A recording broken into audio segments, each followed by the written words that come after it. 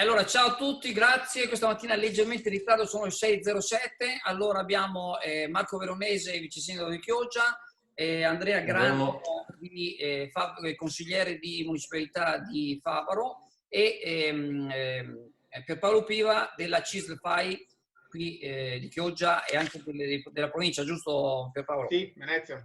Benissimo. Allora, vi ho mandato il PDF del Gazzettino, ma anche qualche titolo. Io direi di cominciare subito con quel titolo, non per poverini metterli all'indice, ma visto purtroppo in questi giorni la notizia sul Covid è tornata diciamo alla ribalta, ma direi che la notizia principale che c'è su tutti i giornali è quella di Briatore praticamente, e vi ho anticipato anche un po' di titoli, dove praticamente Briatore qualche giorno fa diceva il virus è il virus del panettiere perché colpisce solo le discoteche, non la colpisce, c'è focolaio del billionaire, Briatore finisce in ospedale, è un dipendente e grave. L'imprenditore San Raffaele, polmonite bilaterale, sono 58 i positivi tra il personale, testa a tappeto su tutti i locali della zona, in un campeggio 61 persone contagiate. Ecco, allora iniziamo subito da vice sindaco. Cosa ne dici di questa, senza schiacciare troppo, voglio dire?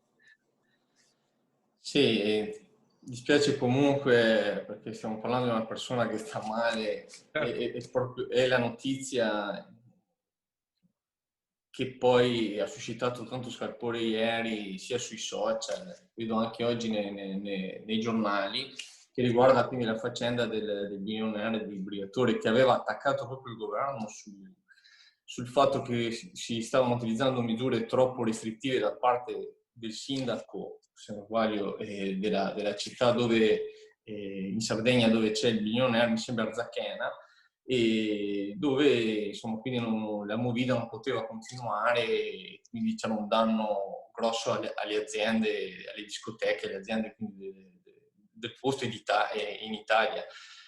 Però si è dimostrato che non dobbiamo sottovalutare il Covid, perché finché non colpisce personalmente, e abbiamo visto anche a Chioggia purtroppo ci sono stati tanti decessi, e soprattutto mi ricordo del quartiere di Valli, dove è stato duramente colpito, che non dobbiamo abbassare la guardia, cioè assolutamente. Le misure che sta adottando anche il governo devono essere continuate, e adesso è stato introdotto anche dalle 18 l'utilizzo della mascherina, ma bisogna assolutamente continuare con le prescrizioni, l'utilizzo della mascherina nei luoghi chiusi e cercare di evitare gli assembramenti.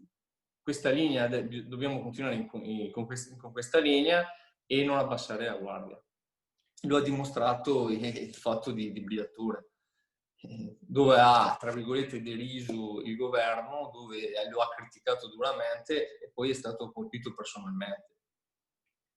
Tu Andrea cosa ne dici? Ti leggo un altro titolo che è sempre il Gazzettino, ballavamo tutti attaccati ma ci sentivamo al sicuro. Il racconto delle notti folli nel club, impossibile mantenere le distanze. Sul Corriere della Sera di ieri c'è una lettera di una ragazza, di una studentessa, che raccontava che è rimasta tutta l'estate tranquilla, distanziamento sociale eccetera. Poi una sera c'è stato il compleanno di un amico, ha voluto a tutti i costi andare in discoteca e praticamente è tornata, ha contagiato il papà che è addirittura in rianimazione, la zia, la cugina, insomma un sacco di persone, e dice che non se lo perdonerà mai. C'è suo papà che adesso è diciamo intubato. Andrea, tu cosa ne pensi? Sì. Sono stati fatti negli ultimi giorni 30.000 tamponi, in pratica si è intensificato il numero di controlli, quindi ovviamente si è venuti a sapere anche, diciamo, molti altri dati allarmanti, diciamo. Adesso dovremmo capire a settembre come sarà, cioè, la domanda è che tutti gli italiani vogliono sapere come sarà a settembre, se ci sarà una fase, diciamo, si spera non nel lockdown, ma in una fase intelligente in cui si possa affrontare diciamo, anche le varie problematiche collegate diciamo, a minori entrate delle aziende, come arrivare a fine mese e a fine anno, perché ovviamente non essendoci diciamo, gli utili necessari, sicuramente si dovrà fare, il governo Conte dovrà essere a sostegno ulteriormente per fine anno. Quindi ecco, è una fase, diciamo, si spera che si inizi con le scuole, si spera che ovviamente il 2021 si possa andare a votare, perché anche queste sono fasi importanti per questo paese. Pierpaolo, tu da sindacalista, dal tuo angolo visuale, cosa ne dici? Ma vabbè, anch'io concordo sul fatto che non bisogna comunque mai abbassare la guardia. Prima citavi Briatore, a me è venuto un déjà vu con I Promessi Sposi, dove c'è quel personaggio di Milano che dice che la peste non esiste e chiede solo un modo per, come dire, spaventare i cittadini, no? Da parte dei governanti. Poi questo si ammala e il poveretto va al creatore. Quindi bisogna sempre stare attenti poi, perché comunque il virus c'è, i dati comunque sono confortanti, perché chiaramente rispetto ad altri paesi comunque in Italia i dati sono, i numeri sono più bassi, però non dobbiamo assolutamente abbassare la guardia. Certo che il Covid ha creato due problemi, uno di carattere sanitario, lo abbiamo detto, e uno purtroppo di carattere economico. Quello di carattere sanitario si spera che il peggio sia passato, anche se, ripeto, non dobbiamo abbassare la guardia. Quello di carattere economico, purtroppo, i problemi gli effetti sono appena iniziati e dureranno nel tempo. Adesso il Paese ha bisogno di crescere. Sono state fatte in un'ultima, con il decreto agosto, delle buone azioni difensive. Penso al prolungamento dei 18 mesi della cassa integrazione. Penso allo stop dei licenziamenti fino a novembre. Però è chiaro che adesso bisogna, come dire, far crescere il Paese. Per far crescere il Paese la crescita del Paese passa attraverso il lavoro. Quindi tenere le persone legate al lavoro il più possibile, attraverso la crescita delle competenze professionali, attraverso la sicurezza, attraverso anche il rinnovo dei contratti, perché la crescita di questo Paese passa attraverso anche il rinnovo dei contratti. Tanti contratti sia pubblici sia privati, poi magari parleremo anche su alcune tipologie di contratti che coinvolgono anche il territorio clodiense per quanto riguarda la filiera agroalimentare, sono comunque fermi. Questi contratti vanno rinnovati. Come è necessaria una riforma del fisco. La riforma del fisco è fondamentale per alzare gli stipendi, i salari e le pensioni in modo da sostenere e far crescere i consumi. Ecco, poi ritorniamo sotto l'aspetto sindacale, che c'è anche un articolo anche oggi sul Gazzettino che parla di una truffa INPS, poi magari ritorniamo, ti riporto la parola a te. Intanto, tornando sempre nell'ambito diciamo così, delle malattie, c'è un articolo interessante che praticamente è solo Avvenire, c'è su Avvenire e c'è anche l'ho visto stamattina mi sembra su un giornale inglese, che l'Africa per la prima volta dichiara di essere senza polio, ok?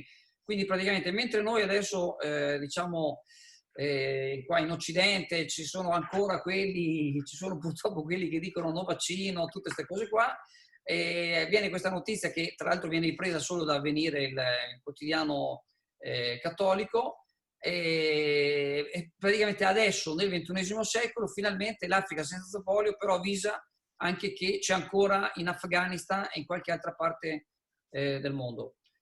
Marco? Sì, come hai detto tu giustamente Andrea, l'utilizzo del vaccino è fondamentale per debellare certi virus, certe malattie. E mi aggancerei sul discorso vaccino anche quello del Covid, rimbalzano notizie ogni giorno di nuovi vaccini che arrivano dalla Russia, da altri paesi, li stanno sperimentando. Ecco, e anche qua ci dobbiamo porre una domanda: sarà la soluzione il vaccino? Perché, come è stato detto anche prima, va trovata assolutamente una soluzione, perché c'è l'aspetto sanitario ma c'è anche l'aspetto economico, e le ripercussioni le vedremo sicuramente nel 2021, perché sarà una catena, ci sarà sì la cassa integrazione, ci saranno tutti quanti gli aiuti da parte dello Stato, però veramente bisogna trovare una soluzione per non andare incontro anche a una ripercussione economica che potrebbe veramente mettere in difficoltà i cittadini. Quindi anche sul discorso vaccino aspettiamo notizie che possano arrivare, notizie confortanti. Tu, Andrea, cosa ne pensi di questo titolo dell'Avvenire, prima pagina dell'Avvenire, Africa senza polio? Cosa ne penso? Nel senso che sì, diciamo che il discorso del coronavirus ha un po' condizionato le sorti di tante nazioni, che quindi mi lego al fatto dei vaccini.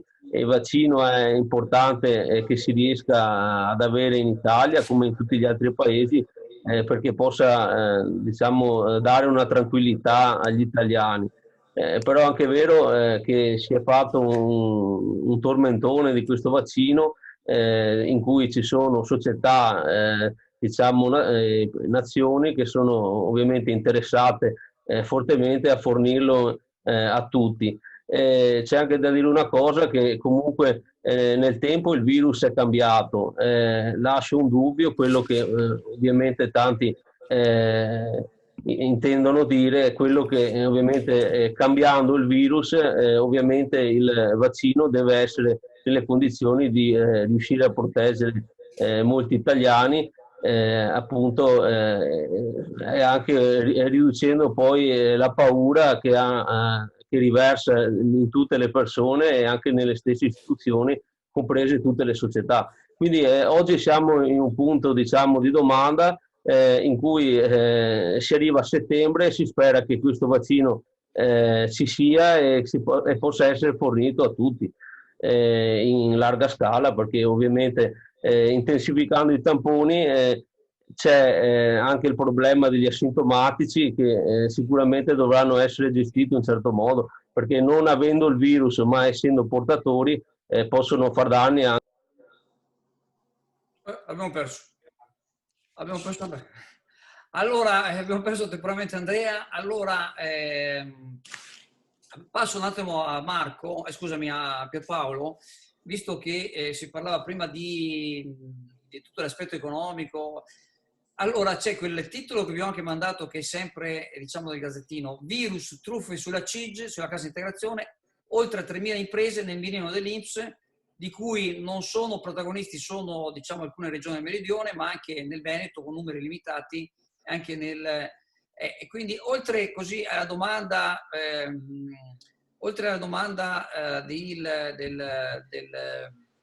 Andrea, siamo andati un po' avanti, comunque tu ascolta, dopo ti faccio risalire. Sì, sì, no, ho avuto un blocco.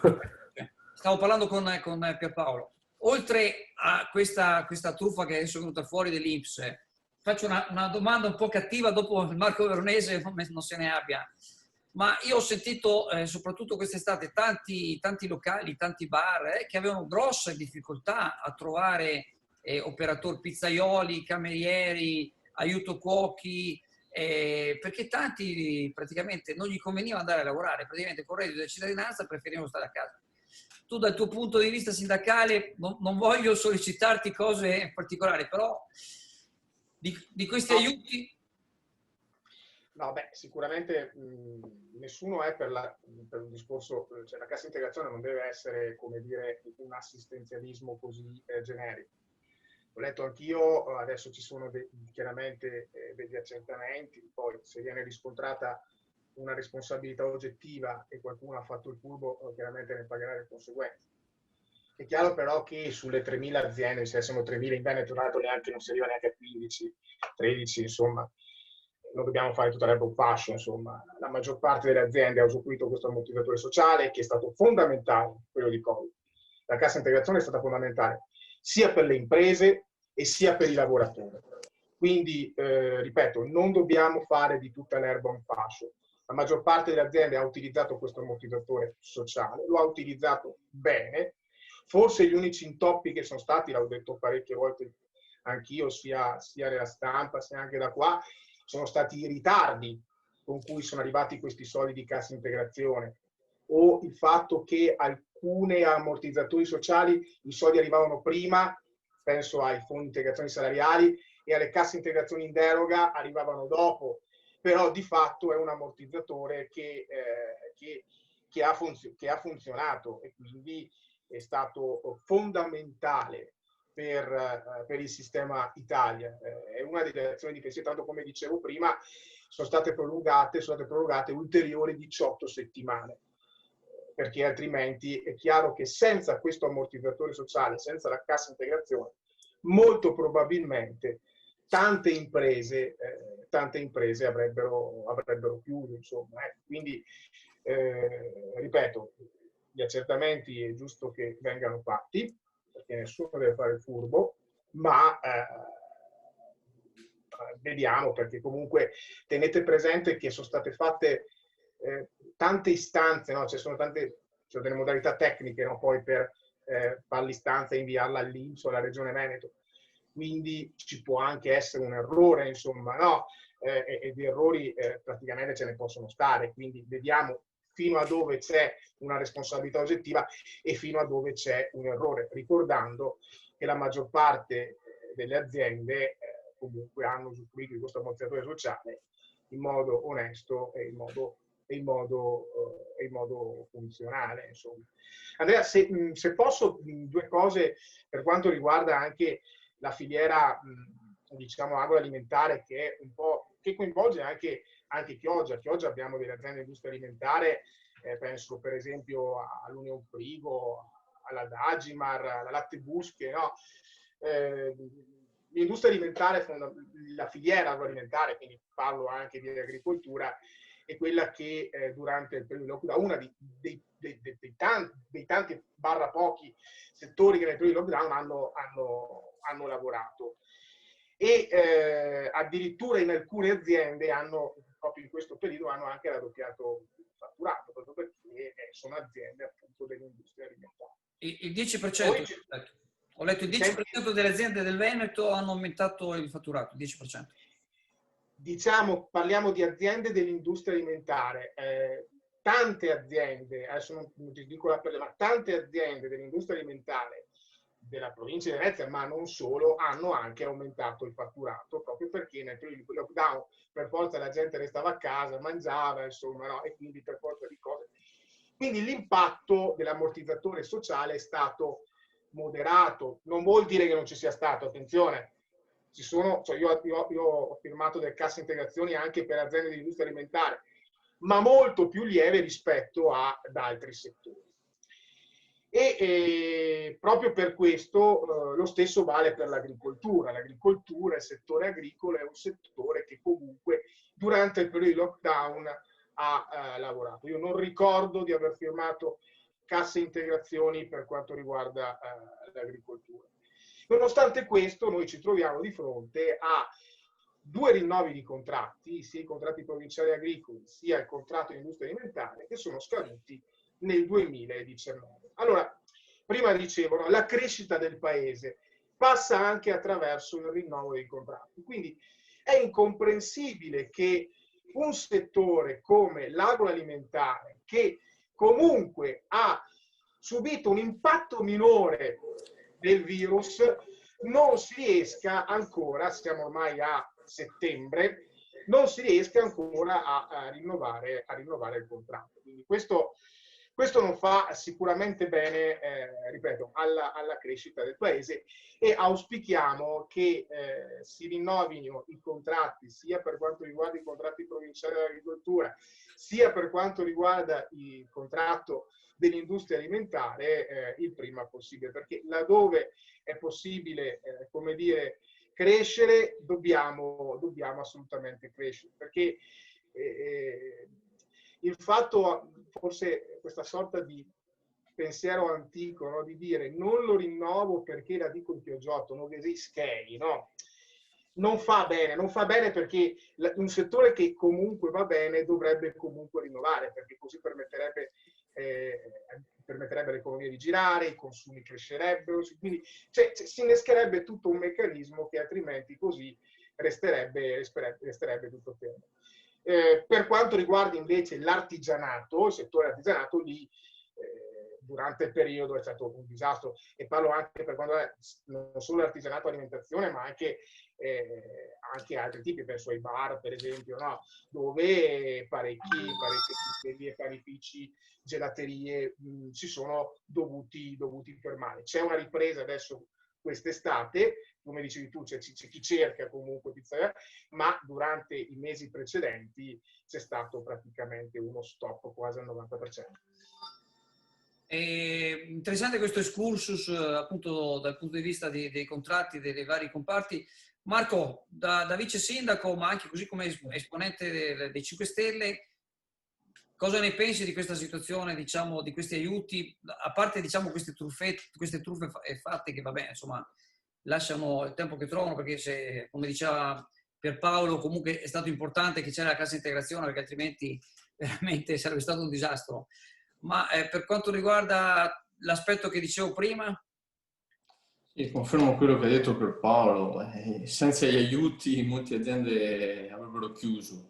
Bisogna intensificare i controlli, la percentuale mi sembra però che non sia così elevata, fa sempre però scalpore dal punto di vista giornalistico trovare chi magari non ha, chi ha usufruito illegalmente, però questi aiuti servono. Come ho detto prima, ci aspetta un inverno, ci aspetta il 2021 e senza questi ammortizzatori sociali la vedo veramente dura per i lavoratori. Quindi bisogna continuare e però intensificare i controlli, quello sì, perché sono aiuti che servono per poter aiutare per i cittadini e non per favorire i soliti furbetti, diciamo.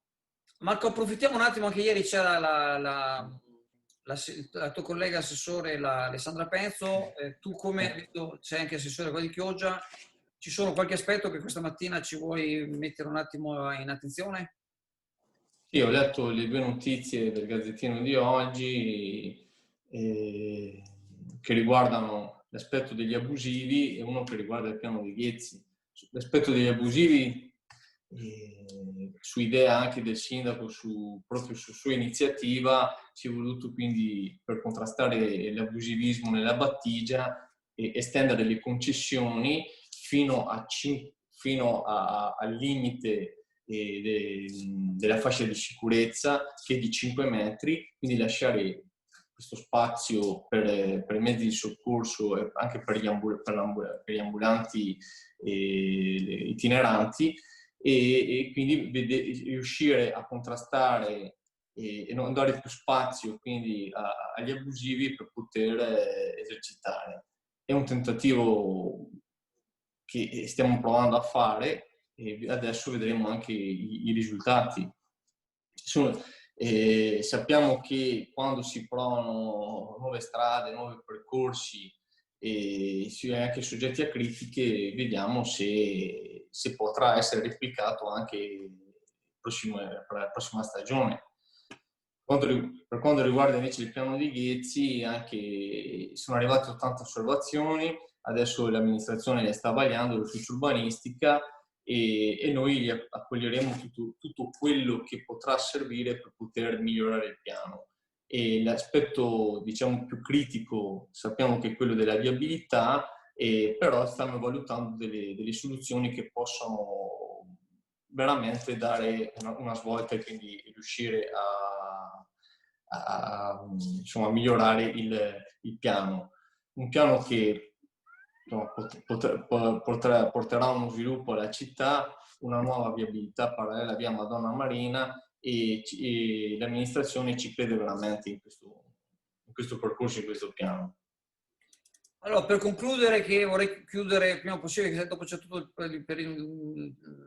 la fase di montaggio di questo servizio, vi propongo, e passo subito a Andrea Granzo, c'è questo titolo sempre Zaia e ai suoi 165 candidati, basso profilo. Ecco, ma non è solo un discorso così della Lega.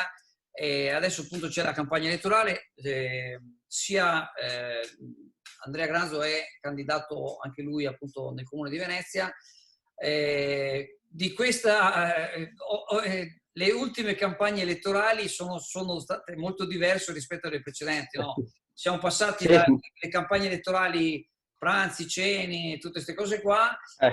Già negli anni scorsi, diciamo, era già fortemente diminuito l'impatto sia cartaceo, sia anche delle cene e pranzi, soprattutto anche, bisogna dire, per il Movimento 5 Stelle, che ha dato un'impronta molto più frugale a tutte le campagne elettorali. Adesso con il Covid è ancora più, diciamo, una campagna sui generis. Tu da Mestre come la vedi questa campagna elettorale?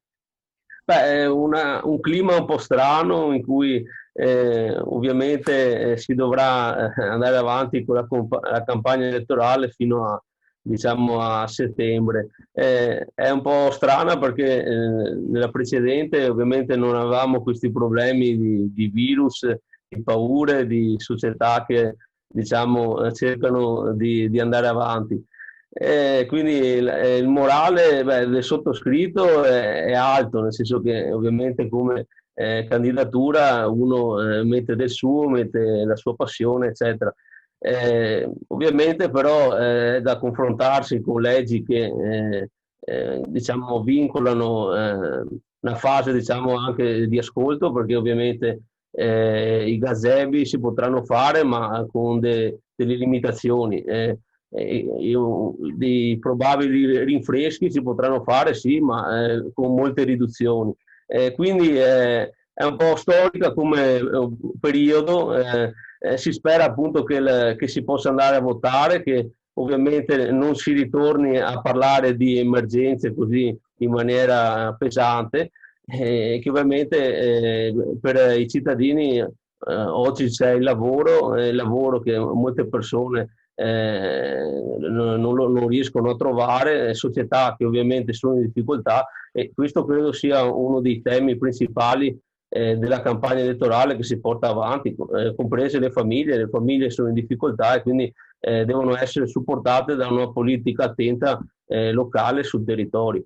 Volevo ritornare anche al discorso delle CIGS, ci sono stati molti ritardi, diverse aziende non hanno trovato le risorse opportune e si è andati in difficoltà, quindi alcune categorie a Venezia sono state anche escluse dal decreto Cura Italia, hanno fatto realmente molte difficoltà.